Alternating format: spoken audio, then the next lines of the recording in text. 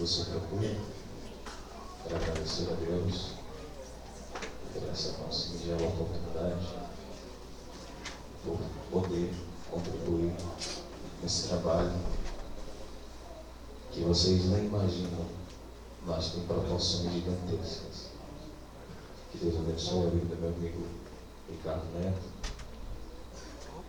seu pastor. Deus abençoe de maneira gloriosa. E eu tenho uma palavra para entregar para vocês. Amém? Gênesis capítulo 1, versículo 26.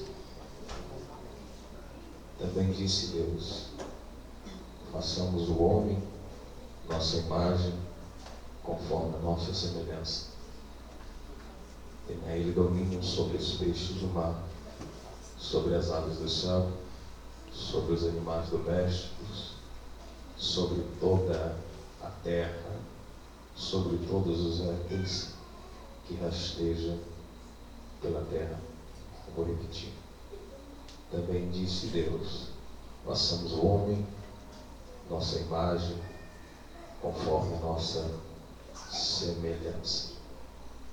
Tenha ele domínio sobre os peixes do mar, sobre as aves do céu, sobre os animais domésticos, sobre toda a terra, sobre todos os répteis que rastejam pela terra.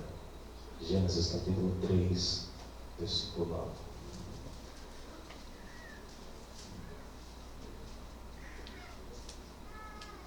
E chamou o Senhor Deus ao homem e lhe perguntou: onde estás? E chamou Deus ao homem e lhe perguntou: onde estás? Amém? Pode se sentar. Vai para cá. Centralize a sua atenção, sem conversas paralelas, e observe. A Bíblia Sagrada vai descrever a criação da maior obra já feita pelas mãos do próprio Deus. Eu não disse que Deus verbalizou apenas a sua palavra. Deus materializou usando a palavra e as suas mãos. Deus empreendeu esforços na construção da sua obra mais perfeita. Que obra criadora? O homem. E o que é o homem? A gente vai começar, vai tentar descortinar algumas coisas acerca do que é o homem, ou de onde é o homem, qual é a sua origem.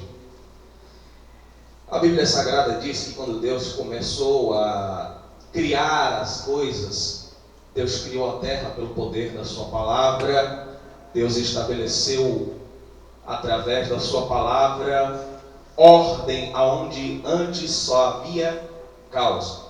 Deus, materializando-se a sua palavra, quando diz haja luz, ele trouxe a organização no mundo desorganizado. A Bíblia Sagrada descreve no capítulo 1, versículo 1, que no princípio criou Deus os céus e a terra. Só que o versículo 2 vai dizer que a terra era sem forma e vazia.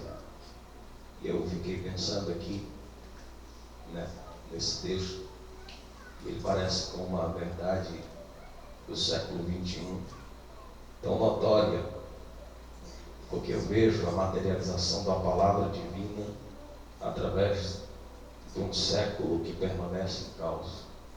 Eu vou repetir para ver se você está entendendo a minha linha de raciocínio. Deus, quando entra na terra após a criação, ele olha a desordem e materializa a palavra do seu poder, dando assim ordem àquilo que está bagunçado. A Bíblia diz que Deus começa a criar, e ele cria todas as coisas, mas dentro da terra ele cria um lugar separado. Dentro da terra ele materializa, ele cria, ele edifica um jardim. Dentro da terra ele materializa um lugar onde receberá a sua visitação de uma maneira constante e profunda. Dentro da terra ele prepara, ele trabalha em um lugar. Ele deixa marcado aquele lugar como ponto de encontro. Dentro da terra há um ponto de encontro entre Deus e a terra. Dentro da terra há um ponto onde Deus marca para se encontrar com a terra. Deus vai visitar a terra todo dia no mesmo lugar. Esse lugar é diferente, esse lugar é separado, esse lugar é um lugar totalmente arquitetado pela mão de Deus. Vou repetir para ver se você entende. Esse lugar, ele é exclusividade, porque nesse lugar se recebe a presença de Deus. Dentro desse lugar se recebe a presença daquele que é, daquele que pode, daquele que cria, daquele que dá ordem e o caos desaparece. Esse lugar é um lugar onde ele vai projetar os seus melhores projetos, onde ele vai materializar o seu pensamento. Dentro desse lugar, onde antes era caos, ele planta um jardim, e esse jardim tem nome de Éden, Jardim do Éden. E dentro desse lugar ele tira e faz, começa a projetar o homem. E o que é o homem, pregador? O que é o homem? O homem é a representação divina do ser divino na terra. O homem é a representação do Deus na terra. O homem, ele é a figura que expressa ou que expressava o caráter divino. Deus olha, depois de toda a criação materializada, concluída e acabada, ele arquiteta, projeta e planta dentro do jardim o homem. E esse homem, ele tem funções, esse homem, ele tem responsabilidades, esse homem tem privilégios que outros homens não tiveram. A Bíblia Sagrada diz que Deus cria o homem do barro. Deus criou o homem do? Deus criou o homem do? Deus cria o homem da matéria mais falível. E o hebraico vai dizer que o nome do homem é Adão. É Adão. E eu, comentando com o Neto hoje de manhã, eu disse: Adão não é só Adão de Adão, e nem tampouco é só Adão de homem corado ou de homem avermelhado, porque o hebraico vai dizer que o homem é, se tu não der glória no que eu vou dizer, o homem é aquilo que Deus pintou no rosto dele para ser. Porque a palavra Adão tem duas raízes. A primeira é aquele que é avermelhado por si, mas a segunda é aquele que é pintado por alguém que está fora, banhado de cor de sangue. É a expressão do hebraico vai dizer: Deus está dizendo para quem vê: eu vou pintar o homem, aleluia, daquilo que eu vou fazer daqui a 2.400 anos na frente. Eu vou pintar o homem, eu vou pintar no homem aquilo que meu filho ainda vai fazer na vida dele. Eu vou tingir ele de cor de sangue. A cara e a face dele vai ter a expressão da figura do sangue. A imagem daquele homem tem a figura do sangue. Deus projeta antes que o homem consiga pensar, porque a expressão aqui no hebraico é tão profunda para essa palavra Adão, que a gente passa desapercebido. É Deus dizendo para quem estivesse acompanhando, ou é Deus dizendo para você: você não é apenas o produto da mentalidade humana, você é aquele que eu pintei com sangue. Você é aquele que eu tingi com sangue. Ainda antes de você nascer, o primeiro homem eu pintei ele de sangue. É por isso que Deus não destruiu Adão. A minha mentalidade, ela parou por muito tempo naquela expressão de por que Deus não matou o homem quando o homem pecou. Aí eu pesquisando, eu pensei aqui nessa expressão do hebraico que diz assim: Deus tingiu o homem de vermelho. E eu associei, pensei e fiquei assim, maquinando na minha mente. E eu disse: se Deus pintou o homem de vermelho, é porque Deus já sabia que o homem iria pecar e precisaria da cobertura do sangue naquele que purifica, transforma, liberta. Eu vou pintar o homem de branco, Porque eu sei que no dia que ele cair, a minha vontade seria de matar. Eu vou pintar o homem de vermelho. Eu vou tingir ele de vermelho, cor de sangue, para me ter a lembrança daquilo que eu vou fazer na cruz do Calvário. E a expressão aqui continua assim, mais ou menos assim.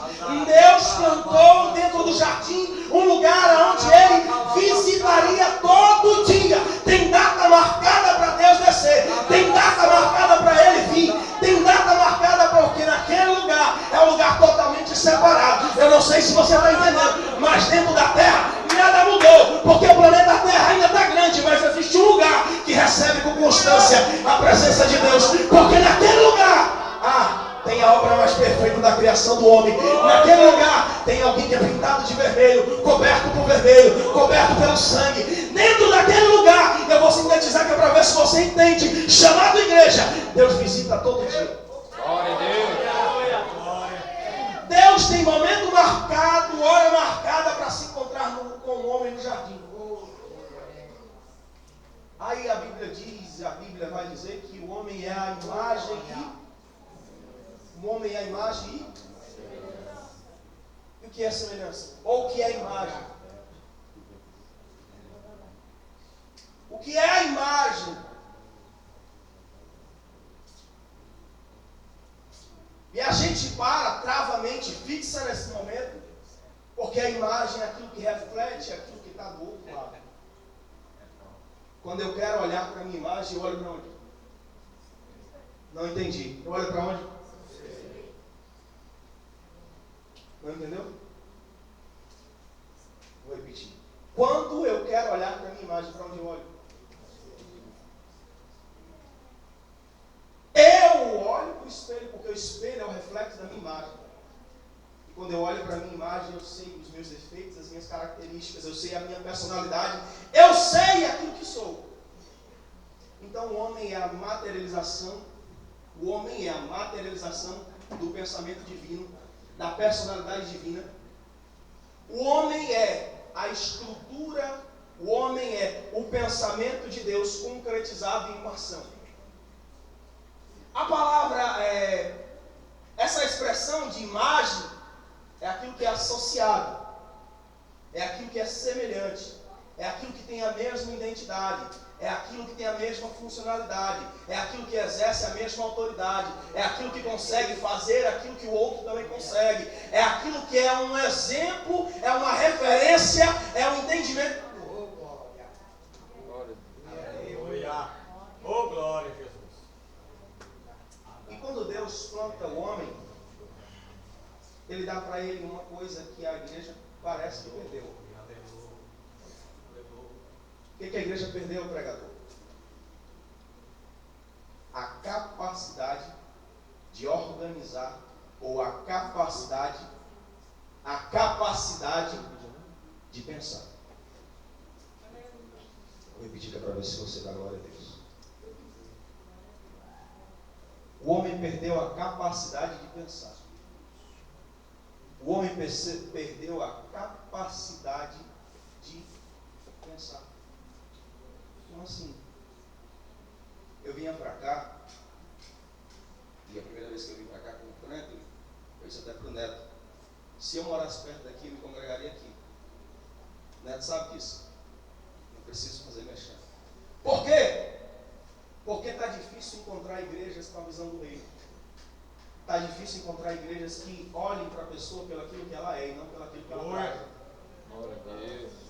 Está difícil encontrar igreja, está difícil encontrar pessoas que quando nos olhem, não façam uma autoanálise daquilo que a gente posta por fora. O que tem de pessoas, o que tem de gente olhando porque tem por fora, se enganando com aquilo que tem por fora, esquecendo o que tem dentro, porque o que tem dentro é a essência daquilo que é manifestado pela divindade eterna. É dentro que o Espírito trabalha. E se eu, com a minha autoavaliação e a capacidade que eu tenho de crítica, de olhar e de segurar alguém por sua personalidade, se eu parasse para meditar e entender o valor que cada ser humano representa no reino, eu teria a certeza e tenho convicção de que a igreja cresceria em qualidade e não em quantidade. Aleluia! Porque Porque esse pensamento de que a igreja precisa ter pessoas estereotipamente perfeitas, eu discordo. Porque do que adianta colocar terno, colocar uma gravata, mas sair daqui e se prostituir? Do que adianta colocar saia, coloque na cabeça, se dentro da casa quebra as panelas na cabeça do marido?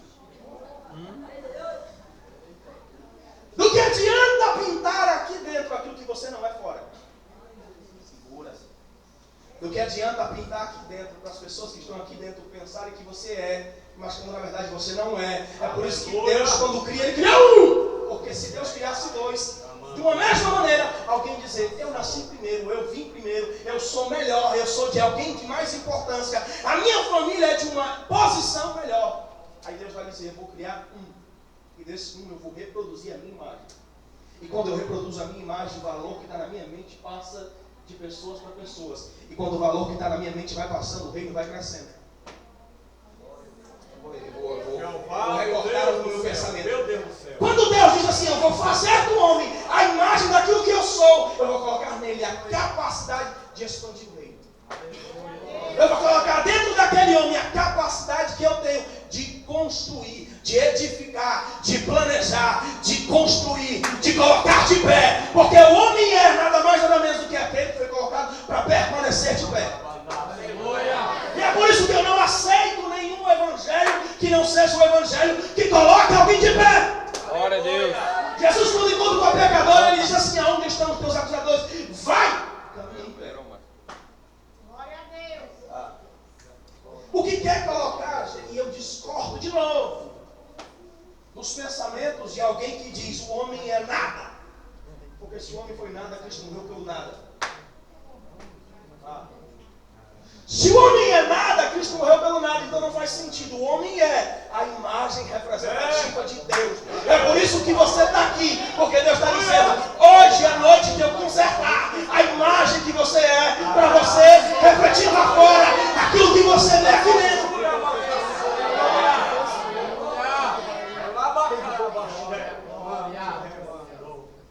Imagem é selling. É o quê? Aleluia. É o quê? Selling. É o quê? Por favor. A palavra selling no hebraico, na Eclésia, ela tem uma raiz única, quer dizer assim, uma palavra que caiu em desuso. Por quê? Porque quando Deus diz assim, a minha imagem, Deus está dizendo, é o abrigar da minha luz. O homem é o abrigar da luz divina. O homem é o habitar da luz divina. O abrigar da luz divina. Quando Deus criou o homem, Deus está dizendo, eu vou colocar dentro do homem a minha luz. Porque enquanto ele permanecer com a minha luz, não há nada que separe ele da minha presença.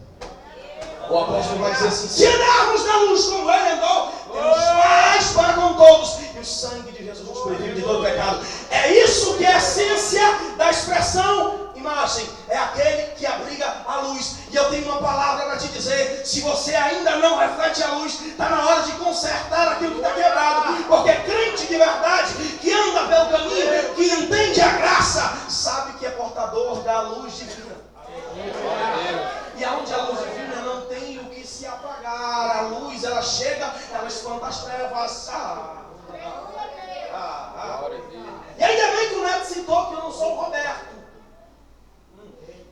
Porque o abrigar da luz é quando eu chego às pessoas que estão na escuridão, vem a representação de um brilho que está dentro de mim. Porque aquilo que eu sou expressa ou mostra aquilo que as pessoas são. Como assim, pregador? Quando eu chego na faculdade, ou quando eu chego na escola, quando eu chego no meu trabalho, onde há trevas, onde há o ímpio, as pessoas observam, as pessoas olham e instantaneamente não precisa falar muita coisa. Elas veem a luz. E se alguém vê a luz, é constrangido porque é trevas. E se há trevas, ela tem uma opção. Ou ela entra dentro da luz, e se torna luz ou ela pode. Porque o alcance da luz é longo. Porque o alcance da luz é longo. Porque aonde a luz, a atitude da luz aberta, ela é grande. Se eu apagar todas as luzes e deixar uma acesa, essa luz vai fazer toda a diferença aqui dentro. Certo ou errado? Certo ou errado? Por que a gente não consegue ser luz lá fora? E por que lá fora ninguém consegue observar o caminho mais fácil para Deus? Ou o caminho mais simples para Deus? Por que na mentalidade humana a gente tem a condição ou a capacidade de criar um Deus estereótipo montado por uma religião, de que ele é inatingível, intocável, impegável, quando ele é luz? E se chegarmos perto da luz, a gente é contaminado com a luz, a gente é tomado pela luz. Deus está dizendo, eu vou colocar dentro do homem a imagem, o abrigar da minha luz, porque enquanto ele andar comigo, enquanto ele tiver esse abrigar da luz, é aí que o mundo vai conhecer aquilo que ele é. Parece que Deus está prevendo aquilo que vai acontecer na sua onisciência, dizendo, vou projetar o homem com capacidade ilimitada de alcance. Por onde ele quer que ande, ele vai brilhar. Aleluia. Só que Deus dá uma função para o homem e ela é simples. Eu quero deter aqui e ser bem claro. Deus começa a materializar tudo e ele fala pelo poder da sua palavra. Quando Deus começa a falar as coisas organizadas, as coisas desorganizadas voltam a se organizar. E Deus diz para o homem, olha, vou te dar uma tarefa especial, uma tarefa a qual você vai exercer uma autoridade que eu tenho. Você vai criar a ordem onde está o caos. Você vai criar a ordem onde está o caos. Você entendeu? Você vai criar a ordem onde há o caos. Você vai criar a ordem onde há o caos. Quando você falar, o caos vai embora. Quando você falar, o caos vai embora. Quando você materializar a sua palavra, o caos vai embora. Enquanto você permanecer falando, a autoridade que eu dividi contigo vai continuar exercendo, vai tirar o caos da presença de Deus. É por isso que Deus dá para o homem a função de criar, de dar um nome para todos os animais, porque é uma bagunça está estabelecida dentro do Éden. Ninguém sabe que bicho é. E Deus não fez esse trabalho, deu para o homem fazer. Então o homem está dizendo, esse é o elefante, esse é o macaco, esse é o boi. Mas acontece que Deus cria uma mulher e coloca dentro do jardim a mulher, obra das suas costelas, obra do homem, obra feita por Deus, mas tirada do homem, e aparece o tentador. E aqui é que complica, porque tem muitos homens aqui, então vocês me perdoem pelo que vou falar. Aonde se meteu Adão quando Eva foi tentada? Para onde foi Adão quando Eva foi tentada? Aonde o indivíduo portador da imagem estava quando a mulher foi tentada? E essa... Eu gosto de estudar os originais, porque a expressão aqui, quando o homem está perto da mulher, ou quando a mulher é tentada, a Bíblia diz que ela comeu e deu. Comeu e deu. Comeu e deu. E no hebraico essa expressão é lugar de proximidade. Eu só dou para quem está próximo. Então, se o homem está tão próximo, por que o homem não usou a sua verbalização para contrariar a desordem causada ou tentativa de caos que a serpente tentou instaurar dentro do reino, ou dentro do jardim? Porque a Bíblia diz que ela é tentada pelo inimigo. Mas aonde Adão está? E eu percebo que Adão está tão perto, mas ele não pronuncia uma só palavra. E se ele não pronuncia uma palavra, então o maior culpado não é Eva, é o homem. Então o maior culpado não é Eva, é o homem.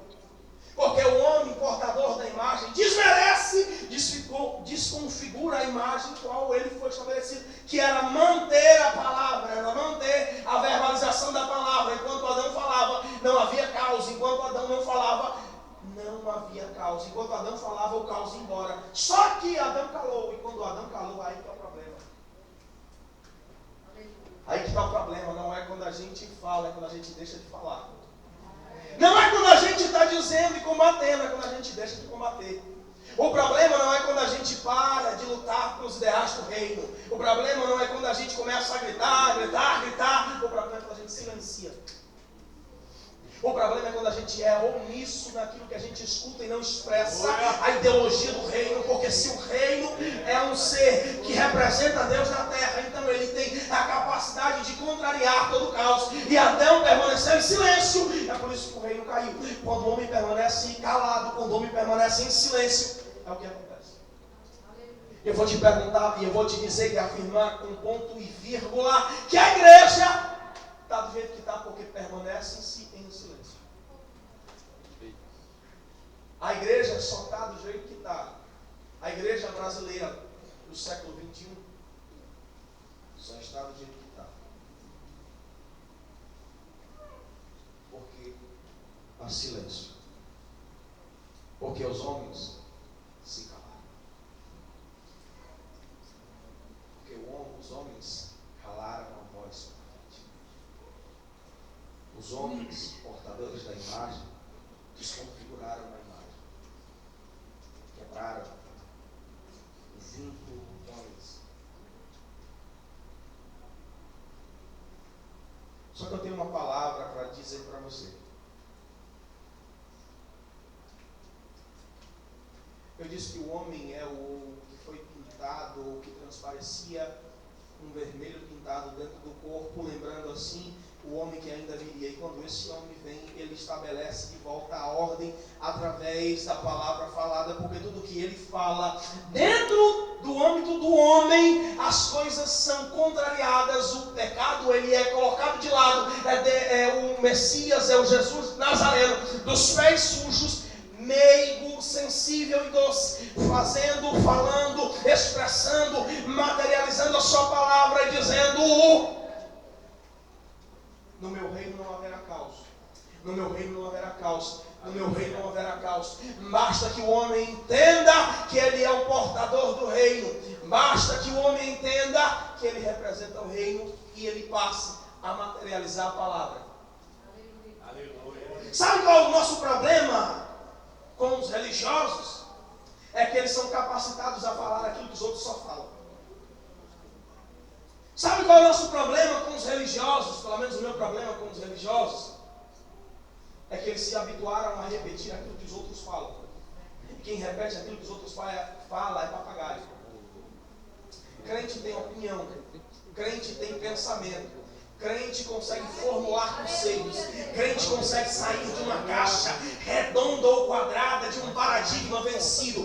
Crente de verdade consegue ter a mente para entender que o reino é muito maior do que uma simples caverninha onde os profetas vão se esconder. Reino não tem limite geográfico. Reino é a extensão do que o homem é. Se o homem é propagador do reino, o reino não tem limites para ser propagado.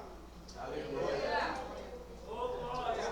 Se o homem propagar o reino, não haverá limite geográfico para o alcance do reino. Eu vou repetir até você dar glória a Deus. Se o homem continuar verbalizando a expressão e a força, a autoridade da palavra pregada pelo reino, o reino não haverá demarcações geográficas. O reino vai voltar a ser reino, onde um valor vai ser estabelecido, onde as pessoas falarão o mesmo idioma, refletirão aquilo que o rei é. Fica de pé.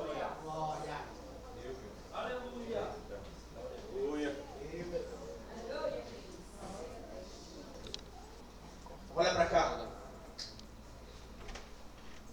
Não tenho intenções nem pretensões de vir para qualquer culto que eu vá pregar, de fazer a multidão da glória a Deus. Não pense que eu sou preocupado com isso. Porque para mim, barulho de lata velha, barulho de som produzido aqui e não consegue ser produzido lá fora, não faz efeito. Eu vou repetir. Um sábio disse: barulho, até uma lata velha batida por dentro por fora consegue fazer. Mas transformação pela palavra só vai ser concretizada por quem entende as verdades do reino. E o reino é o seguinte passo: é o homem reproduzindo aquilo que Deus é. É o homem reproduzindo a imagem e semelhança de Deus. E a imagem e semelhança que Deus é a característica principalmente do amor, porque Deus é amor e expressou no seu Filho o amor que ele sente pela humanidade. Então, se Deus é amor e expressou no seu Filho o amor que ele sente pela humanidade, o cristão que é alcançado pelo amor divino tem que expressar aquilo que o Deus que ele serve expressa.